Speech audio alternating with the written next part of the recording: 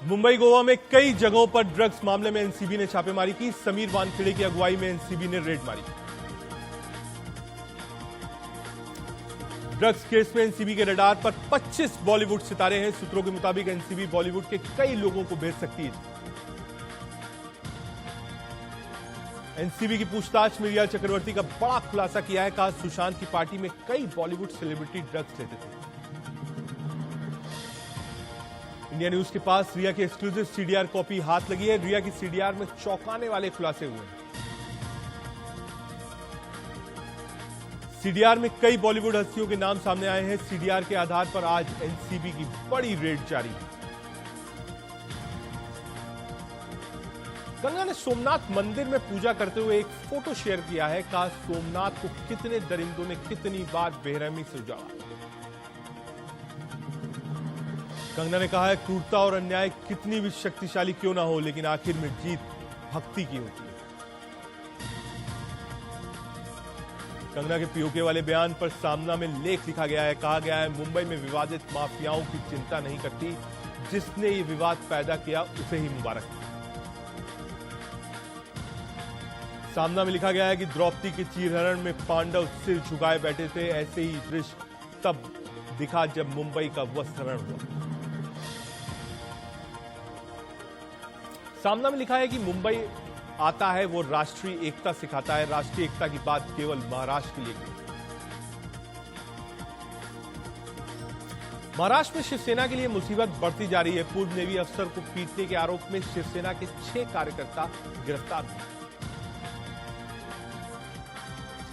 नौसेना के पूर्व अधिकारी मदन शर्मा की पिटाई का सीसीटीवी फुटेज सामने आया है। वीडियो में शिवसेना के कार्यकर्ता मदन शर्मा को पीटते दिख रहे हैं।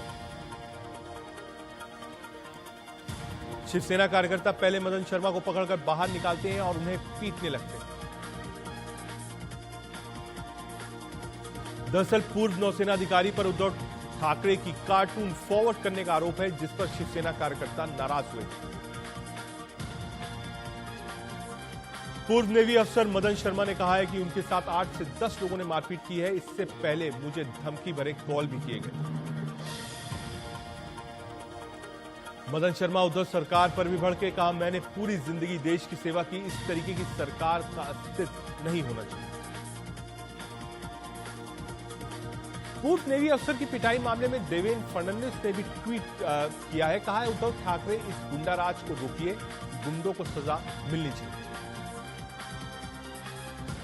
बॉलीवुड अभिनेत्री कंगना रनौत ने भी प्रतिक्रिया दी है। कहा है कि महाराष्ट्र में सरकार का आतंक और अत्याचार बढ़ता जा रहा है। बीजेपी नेता किरीट सोमैया ने भी उद्धव सरकार और पुलिस पर हमला किया है। कहा, अगर तुरंत कड़ी कार्रवाई नहीं हुई तो पुलिस स्टेशन में धरने पर बैठ जाऊंगा। राहुल गांधी ने एक बार फिर मोदी सरकार पर निशाना साधा है। ट्वीट कर नरेंद्र मोदी और मीडिया पर भी हमला बोला है। राहुल गांधी ने ट्वीट कर तंज कसते हुए कहा है कि कोरोना के खिलाफ मोदी सरकार ने बेहतरीन तरीके से काम किया है। राहुल गांधी ने कहा, जीडीपी 24% तक गिरी, 12 करोड़ नौकरी खत्म हो गई। एक दिन में सबसे ज्यादा कोरोना केस आए, लेकिन मीडिया और सरकार के लिए सब ठीक है। सोनिया गांधी ने कांग्रेस में बड़े संगठनात्मक बदलाव किए हैं। गुलाम नबी आजाद, मोतीलाल वोरा, अंबिका सोनी, मल्लिकार्जुन खड़गे को महासचिव के पद से हटा दिया गया है। सोनिया गांधी ने सीडब्ल्यूसी का भी पुनर्गठन किया है। चिदंबरम, रणदीप सुरजेवाला, तारिक अनवर और जितेंद्र सिंह को नियमित रूप से सीडब्ल्यूसी में नियुक्त किया गया। एआईसीसी के केंद्रीय चुनाव समिति को भी पुनर्गठित किया गया है। एआईसीसी के अध्यक्ष मधुसूदन मिस्त्री को बनाया गया है। यह समिति अगले कांग्रेस अध्यक्ष का चयन करेगी। कई राज्यों के कांग्रेस प्रभारी को भी बदल दिया गया है। सीडब्ल्यूसी और एआईसीसी के ज्यादा नेता राहुल गांधी के करीबी माने जा रहे हैं। अरुणाचल प्रदेश में लापता हुए 5 युवकों को चीनी सेना ने आज सौंपा। केंद्रीय मंत्री किरण रिजिजू ने ट्वीट कर इसकी जानकारी दी। एलएसी पर चीन की हेकड़ी कम होती नजर नहीं आ रही है। मॉस्को में विदेश मंत्री जयशंकर से मुलाकात के बाद चीन एलएसी पर सुलह के लिए तैयार है। चीन के विदेश मंत्री वांग यी से कहा है कि एलएसी पर तनाव को कम करने के लिए चीन ठोस कदम उठाने के लिए तैयार है। चीन से तनाव के बीच भारतीय सेना अलर्ट है। पीएम मोदी और एनएसए अजीत डोभाल अहम बैठक हुई है। बैठक में एलएसी के ताजा हालात पर चर्चा हुई है। राजनाथ सिंह ने सेना प्रमुखों के साथ मंथन भी किया।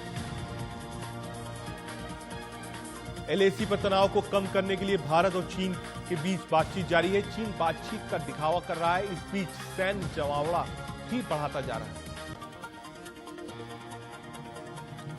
पीएम मोदी ने मध्य प्रदेश में 1,75,000 घरों का गृह प्रवेश किया है। कहा इस बार की दिवाली कुछ और ही होगी।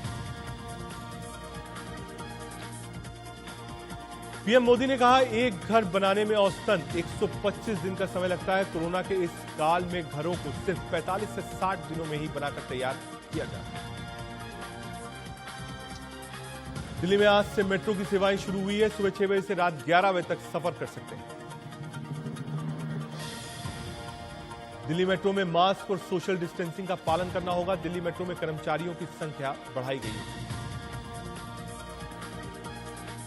देश में कोरोना की तेज रफ्तार जारी है। पिछले 24 घंटे में 97,570 नए मरीज सामने आए। देश में कोरोना से 24 घंटे में 1,201 मरीजों की मौत हो गई है। मौत का कुल आंकड़ा 77,472 हो गया है। देश में अब तक कोरोना के 46,59,985 केस सामने आ चुके हैं। फिलहाल 9,58,000 से ज्यादा एक्टिव केस हैं।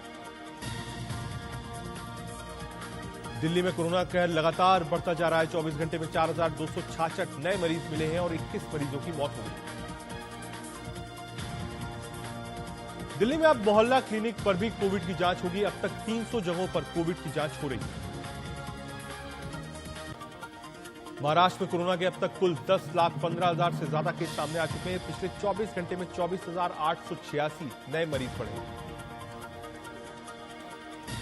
अभिनेता आफताब शिवदसानी कोरोना पॉजिटिव हो गए। उन्होंने खुद ट्वीट कर इसकी जानकारी दी है। फिलहाल उन्होंने खुद को होम क्वारंटीन कर दिया।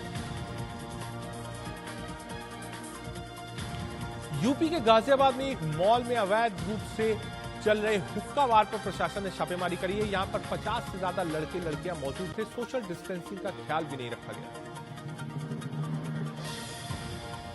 यूपी के सीतापुर में लव जिहाद का मामला सामने आया है। नाबालिग को अगवा कर मदरसे में बंद करने का आरोप है। पिछले 3 दिन से नाबालिग गायब है। बीती रात घर पर फोन कर मां को खुद के अपहरण की सूचना दी। इलाके के एक टेलर पर युवती के अपहरण का आरोप है। मामला सामने आने के बाद हिंदू संगठनों में उबाल। ग्वालियर के एजी ऑफिस के रिटायर्ड अधिकारी के घर बदमाश घुसे। बदमाश यूपी से आए थे।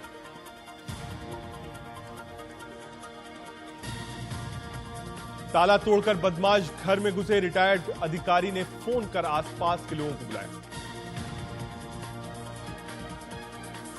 लोगों ने बदमाश की जमकर धुनाई की। 2 बदमाश भागने में कामयाब हुए। एक गिरफ्तार हुआ।